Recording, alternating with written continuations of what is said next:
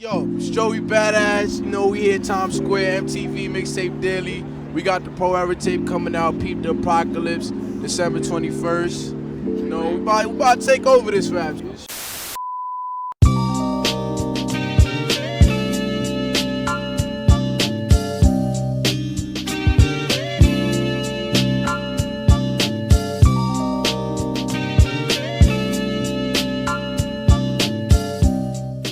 Hey, what's good everybody? It's your boy, Seethruthescript here, back with another video, and today we're going to be talking about the Brooklyn native and frontman of Pro Era, Joey Badass, along with his close friend, Steez. Joey and Steez are two of those artists that, if you're into that old school era of hip hop, are a breath of fresh air to listen to. Their early music undoubtedly captured the essence of the 90s, from their beat selection to the lyricism. However, Joey Badass, like many artists we've seen in the past, has shown signs of a Faustian bargain that are worth looking into. From losses of friends and family to the symbolism, it's all there. So sit tight as we dive into the life of Joey Badass and his ascension to fame.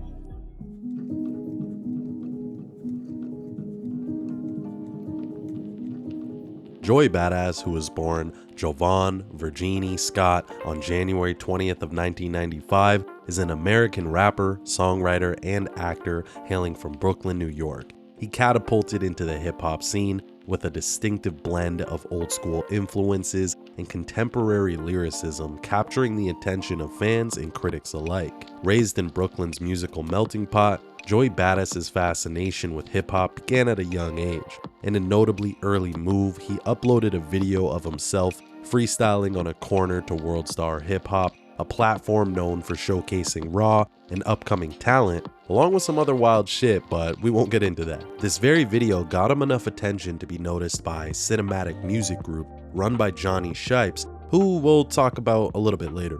In 2012, Joey gained substantial recognition with the release of his mixtape 1999. The project not only showcased his lyrical ability, but also paid homage to the golden era of hip-hop. The following years saw him dropping impactful singles, starring in hit TV series, all while maintaining a strong sense of authenticity in his music.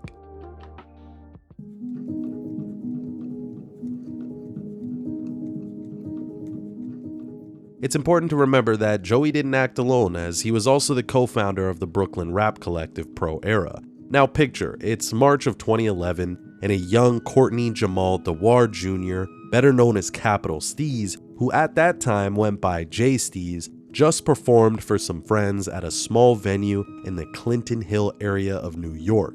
After the show, Steez and a few of his friends were outside the venue, just rapping amongst each other, trading bars, when later that night on the bus ride home, Steez was chatting with his homie Powers Pleasant, a drummer, producer, and DJ that DJ'd for Steez that very night. The two began jogging the idea of creating a rap group, and Steez already had the name in mind, being Pro Era, short for Progressive Era. The crew formed at Brooklyn's Edward R. Murrow High School, a school known for its philosophy which encouraged creativity and independence of students, even giving them free periods known as optional time activities. During this time, the early members of the group would come together to hold cypher sessions. The group's earliest members were Steez, CJ Fly, Kirk Knight, and Nick Caution, among others. Their aim was to create a platform where they could express their artistry and bring back the raw essence of rap that they felt was missing from the mainstream. On June 12th of 2012, with the help of Johnny Shipes, founder of Cinematic Music Group, a subsidiary of Universal Music Group, helped push Joey's debut mixtape. 1999 drops tomorrow. The big day, the big day. I got school in the morning though. This mixtape, honestly, front to back, was really impressive in my opinion, and the features of the fellow Pro Era members definitely stood out, but one member in particular began to really intrigue fans of the rap collective through his captivating and fascinating lyrics and way of expression, and that was none other than Steez.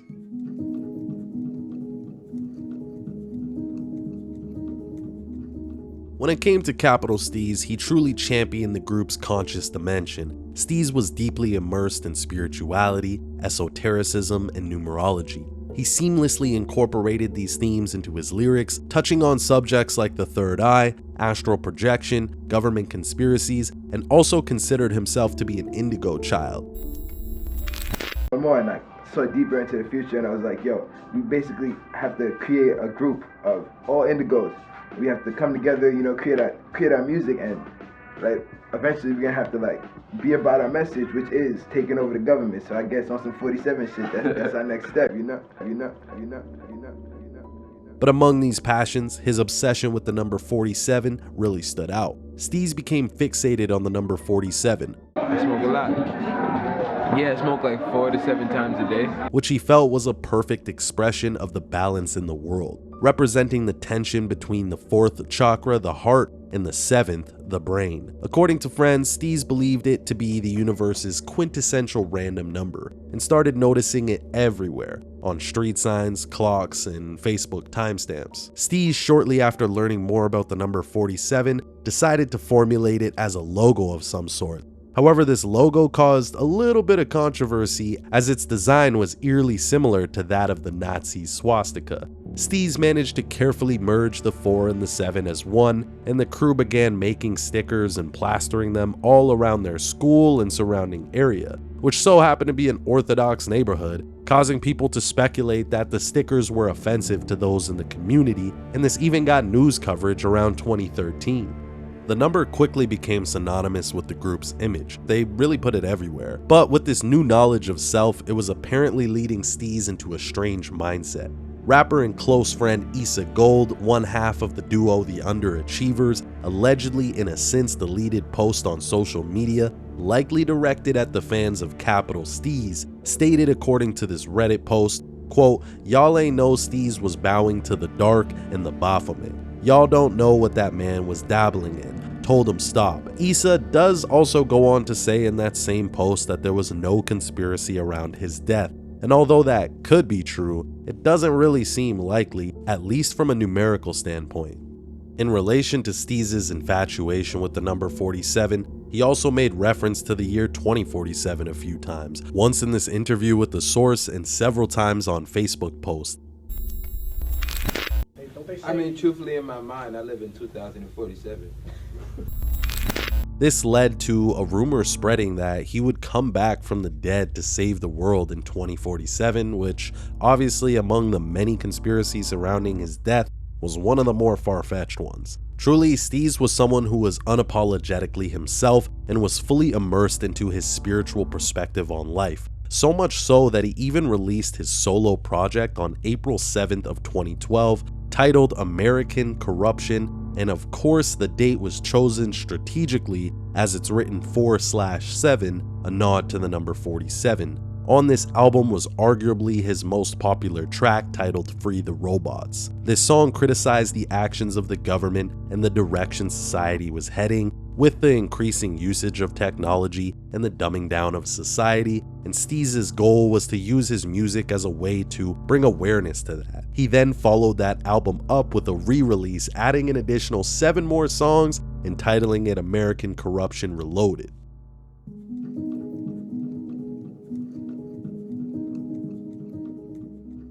Just a few days after the release of Pro Era's debut mixtape, news broke that Capital Steez, at the young age of 19 years old, had jumped off the roof of the Cinematic Music Group headquarters, this being the very label that signed Pro Era. Although they've since relocated, it was reported to be located at 40 West 23rd Street in Manhattan. In this 2013 article from The Fader, it mentions some interesting details about the days leading up to Steez's death. So the story goes, Steez had his last performance on December 12th of 2012 at the Public Assembly in Williamsburg, which I might add was the 347th day of the year. Unfortunately, his set didn't go so well. Apparently, Steez was drunk and frustrated with the turnout and even walked off stage at one point. He later shot a video with Cinematic's Jesse Rubin, expressing to Rubin that he was fed up with the rap industry. Around the last week of his life, Steez had even withdrawn from his closest friend at the time, Ray Sanchez, with Sanchez explaining how he noticed how disassociated Steez was becoming. However, the collective just days before his death was gearing up to release their long-awaited mixtape, Peep the Apocalypse, on December 21st of 2012, the very date the world was supposed to end according to the Mayan calendar, hence the date they dropped and its title. On that very day, according to Steez's sister Tamara, Steez told his mother that he was worried about being under investigation for his 47 stickers, and that, quote, the only way he would get rid of the whole situation was if he hurt himself. Why is it that we have to worry about other human beings locking us up in a cell? It's not right. Alright, Steez. Preach on, bro. It's not preach on. I'm just gonna keep living my life the way Preach I'm living on, bro. it. And if any cops want to arrest me, son, I know the... My mom was like, no, you can't do that, says Tamara. Later that night, Pro Era had a party at the Stussy store in Soho to celebrate their mixtape's release, but Tamara says that Steez didn't even want to go until some of the pros came in a car and picked him up. Yo, this is Captain Steez. Today is December 21st. Peep the Apocalypse. World Domination, whatever you call that shit. The event was pretty packed, but according to some there, this did little to lift Steez's mood. Apparently, he even raged at some point in the night when a fan asked him to sign a shirt, but no one brought him a Sharpie to do so. The night after the mixtape release party, the crew was posted up at the Premiere Studios in Midtown, and according to someone who was there that night and wishes to remain anonymous, shared that Steez told the fellow members that he was thinking of self-deleting by jumping off the building where Cinematic had its office. I'd rather be up on cloud 9, the new ninth wonder. Super fly snooker of this rap shit. I'm fly than a suicide jumper. The crew tried to talk him out of it, but according to close friend Sanchez, nothing was working. It was like he already made up his mind. Now, the details are murky regarding Steez's last moments, but according to his sister Tamara, Steez was home all day, but decided to leave sometime in the evening, and at some point he entered the Cinematic Music Group's office building, and according to a guard at the building, Steez was let in with ease as he counted as an employee. He eventually walked up to the roof of the building, where him and the crew would freestyle every now and then, and in his last moments, it's reported that Steez texted a friend that he was about to smoke, and at 11:54 p.m., he had sent a message to Sherilyn Tadeja, another girl he was friends with the words "I love you" with a wink face emoji. Although Steez didn't leave behind a written note, he did post on his Twitter at 11:59 p.m. the end, moments before leaping to his death.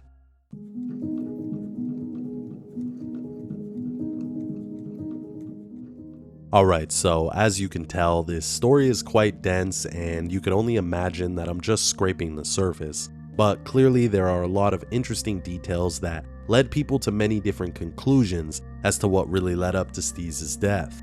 In reality, we may never get to see or hear about the official details of his tragic passing, and realistically that information should probably be left with the family alone. However, when it comes to the unknown, it usually brings a lot of questions and speculations. Now, some believe that Steez had gone off the deep end mentally, stemming from his hyper-obsession with the occult, spiritualism, and esotericism. Others say that he was fed up with the music industry and the direction the group was going, and that maybe there was even some jealousy amongst him and Joey, as Joey was undoubtedly getting more recognition in the public eye.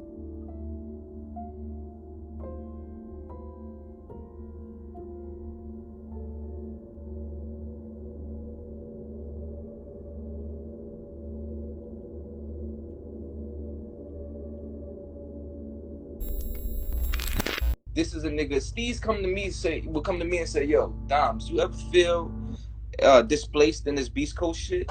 Always. Because he felt like he a real nigga, you know? And there's a lot of fake shit going on. There's a lot of smoke and mirrors. I remember him having a conversation with his manager during the studio session that we had on some shit. Like, yo, my nigga, like, we gotta get, like, it looked like his career was struggling a little bit while Joey, a nigga that didn't even really start the movement, was being like the face of it, you know? So he felt slighted. So I could see a nigga getting on the record and being like, nigga, I'm sick of having coming to the back. That he came to me and was like, my nigga, like, he's in an interview saying, yo, well, Joey gets free clothes. Like, I wish I could get, you know, it's like little slight shit. Some even questioned the label's involvement. Granted, he decided to leap off the roof of their label's building. Yeah. There they are. It's all good, man. It's all good, man. Here are the youngins that I was telling you guys about, man. Pro era in this bitch. Now this motherfucker, wait, hold on. Get right in the camera, hold on. This kid looks young. I mean, he's young, but take a look at him. I'm 47 years old. Tell me he's not 46 years old. There's no way you're 18, bro. I'm saying, I don't know. I think it's like my second life or something. Now, personally, I always look to the labels when artists die because usually all the strange stuff in their career occurs after signing a deal. And when it comes to Pro Era, it was made clear in the Fader article that Shipes wanted Joey to pursue a solo career more than a group career, and maybe he felt Steez was or would have been in the way. Or it could have also been that Steez was potentially becoming a little too outspoken for the likes of the mainstream, so much so that he might have needed to be silenced in order to avoid his influence spreading any further. I realized that I wasn't the one that was crazy. I realized that it's the system that was built against me, you know? And like, I'm not supposed to be talking about this. And that's the corruption of it, because like, me just saying it is absurd. And I want people to open up their eyes and realize that I'm not wrong, you know? I'm just an open-minded individual, and people should be more open-minded. I've been opening up my pineal gland. Oh, word. Explain that for the people who might not be familiar. Alright, so like, basically the pineal gland is a part in the brain that taps into psychic energy and possibly telekinetic energy. And like, as I've been working on it, I realized that like, as a rapper, it doesn't really fall into play with my career, but I'm gonna continue doing it, and that's what I enjoy doing, you know? Because nothing on the outside world seems to make me happy. It's just the simple things. But fast forward to the year 2015, almost 3 years after the death of Capital Steez, Joey Badass announces the first ever Steez Day event, which was to be held annually on the birthday of Capital Steez, with the proceeds set to go to his family. And for the first few events, things seemed to go well. However, as we've all heard before, money is sadly the root of all evil. And in 2018, Capital Steez's sister posted on her Instagram in opposition to the event. In short, Tamara, Steez's sister, didn't feel that Joey was respecting the family's wishes about the event and didn't feel like they were treated with respect. But a lot of what I could gather seems that there was a dispute about where the funds were going from the Steez Day events. Joey eventually responded in an Instagram post denying the allegations of withholding funds from the family, as well as claiming it's mainly the sister speaking out on her own agenda, as the mother hasn't spoken on this issue. Regardless of what I and others think led to his death, Steez's untimely passing brought considerable hardship to his family, friends, and fans. Undoubtedly, a cloud of questions and intrigue will forever shroud the circumstances surrounding Capital Steez's departure. However, what remains unquestionable is the enduring impact of the music he left behind. It continues to resonate powerfully with fans, preserving the original potency and offering a glimpse into Steez's creative mind like a timeless capsule. Till this day, fans of the collective are still curious to hear what Capital Steez's posthumous album, King Capital, has to offer, but unfortunately for them, it's unlikely that they'll ever get to hear it.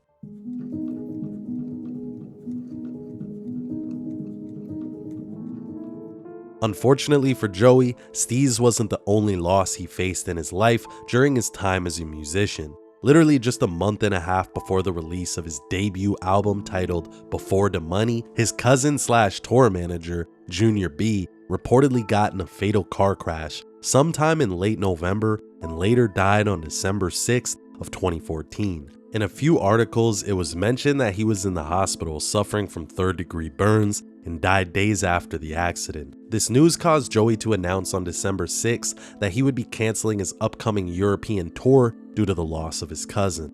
It's worth pointing out that Junior B and Car Crash match in the reduction cipher. I also noticed that he died 45 days before Joey's 20th birthday, which was the same day he released his debut studio album, Notice, car accident, and ritual match in the reduction ciphers. And lastly, Junior B, the name that fans and outsiders knew him as, has that 46 in it, which, if you're familiar with this channel, is a number often associated with the word sacrifice.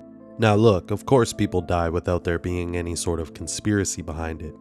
But just like A$AP Rocky said in the video I recently released, it seems like artists just so happen to lose someone close to them either shortly before or after the release of a big project, and that was a statement even echoed by A$AP Rocky himself, which you can watch in that video. And for Joey, this was the second time, with it first being Steez just a few days after the release of their group's mixtape, then sadly his cousin before the release of Joey's studio debut. Again, is it possible that his cousin truly just suffered from a freak accident? Yes, but is it also possible that there is more at play and these deaths are essentially the Faustian bargains of Joey Badass and sadly what he has to lose in order for what he plans to gain? Now I know that's a lot for some to fathom, and hey, that's fair, but it's important to analyze the movements of an artist after they lose a friend or family member, and quickly you'll begin to notice changes in their behavior and imagery.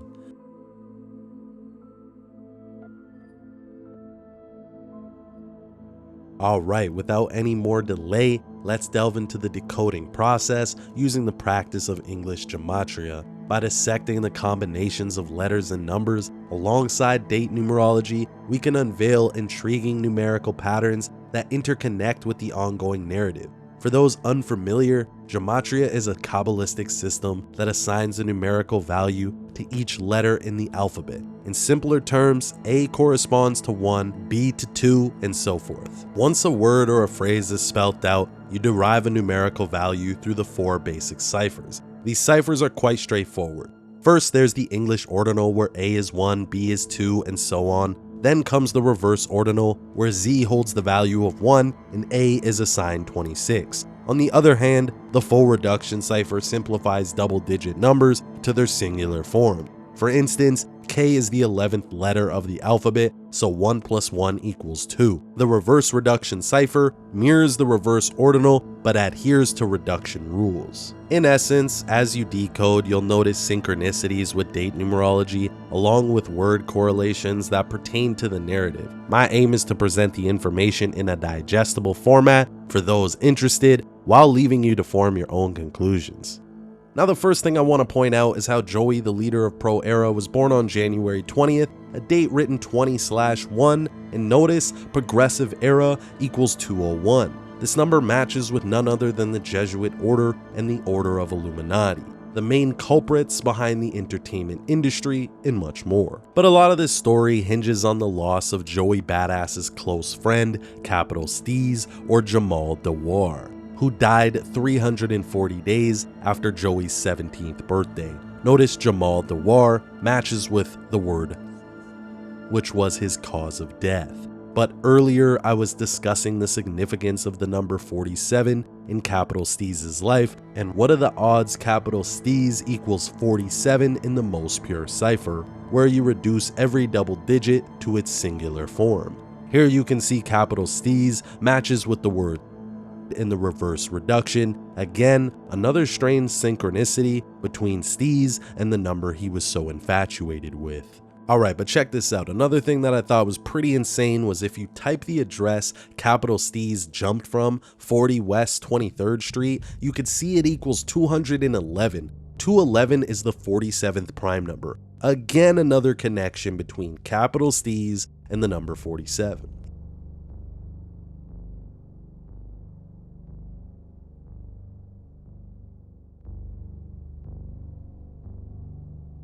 In 2017, Joey released his second studio album titled All American Badass on April 7th, which was a tribute to capital Steez's album American Corruption, which released on the same day 5 years prior. From the release of Joey's second studio album to what would have been his 22nd birthday was a span of 77 days. It's interesting as this album was paying homage to Steez, who was born on July 7th, the only date in our calendar written 7/7. Alright, so if you remember from earlier, I mentioned that capital Steez, the creator of the group name Pro Era, which again stood for Progressive Era, he was born on July 7th, which leaves 177 days in the year. Notice Progressive Era equals 177 in the ordinal cipher. Again, is this all purely coincidental or reaching? Or is it meticulously being planned this way? Really, that's up for you guys to decide. But the 47 connections don't stop there with capital Steez. Remember, he released his first album titled American Corruption on April 7th, which is a nod to the number 47, as that date is written 4/7. Remember, capital Steez and his cause of death both equal 47. Now, although Steez reportedly passed away on December 24th of 2012, his last message to the earth was tweeted out on December 23rd of 2012 at 11:59 p.m., a date that happens to equate to the number 47. Truly, this number just seemed to follow him everywhere. On a side note, his first solo project was released on the 98th day of the year, and as you can see in the most pure cipher, the album's title equals 98, which just couldn't be more fitting, and almost makes me think that either Steez himself got a hold of this Kabbalistic practice of Gematria and was attempting to apply it to himself, or that it was the record label he was signed to pulling all the strings. In my opinion though, it's most likely the latter.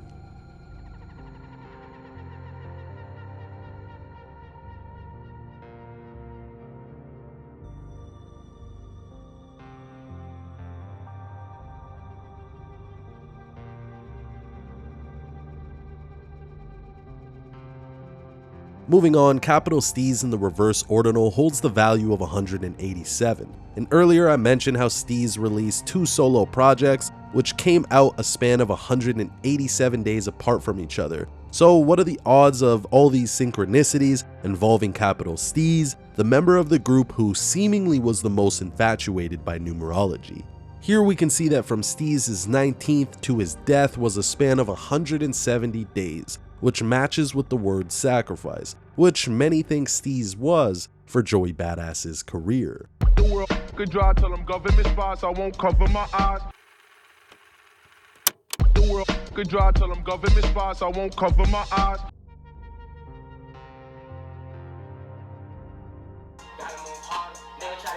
Stop the cap. Steez passed away exactly 27 days before Joey's 18th birthday. Here you can see the words ritual, sinful, and Monday, the day of the week Steez died, all equals 27.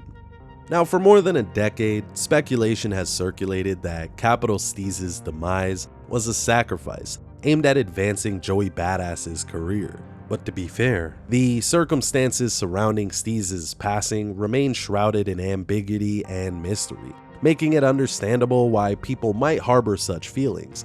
Now, shortly after capital Steez died, the Pro Era Collective did a clothing collab with Seattle-based vintage brand Ebbets Field, where they modified their logo from what you see on the left to what you see on the right, being the crown with one eye. Some may say it's a reference to the crown chakra and the third eye, but I'd beg to differ. And that's only because of the label ties that likely helped get the crew this brand deal in the first place, as that's what labels do.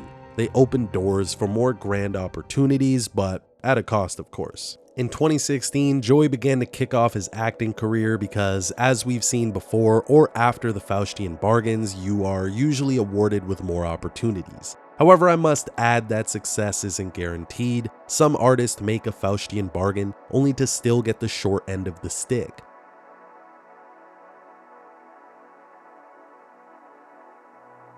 But yeah, Joey starred in a few shows from Mr. Robot, Grownish, Rami, and Power Book 3, Raising Kanan. In that time, he was still releasing music, and in 2020, after a 3-year break from his previous album in 2017, he dropped a 3-track EP titled The Light Pack, and he considered it his rebirth, performing in a voodoo ceremony for the video, and coming up with some new symbolism which looks like this and clearly drew inspiration from the Leviathan cross, aka the Satanic cross. Joey himself states that here.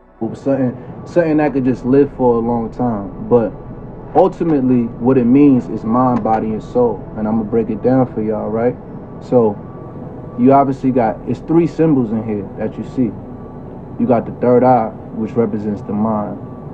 Then you got the cross, which represents the body. And you got the infinity, which represents the soul. So altogether, this symbol is a harmony of the mind, body, and soul, which I believe is the key to life. You know what I'm saying? Also, what awakening means to me, you know what I'm saying, is when your mind, body, and soul is in complete harmony. That's what it is. That's what you got. So when y'all see this, it's not just a representation of Joey Badass. It is simply a call to higher consciousness. Period. So all that other shit y'all was saying, look, I'm gonna come clean. The inspiration I did get from the Leviathan cross. I did get the inspiration from there, but like a true alchemist, I took the bad and I made it something amazing, you know? And I learned that from my big bro Steez with the 47. So that's what we did, you know? We took that evil shit and we converted it, we transmuted it into something amazing, something positive, something empowering.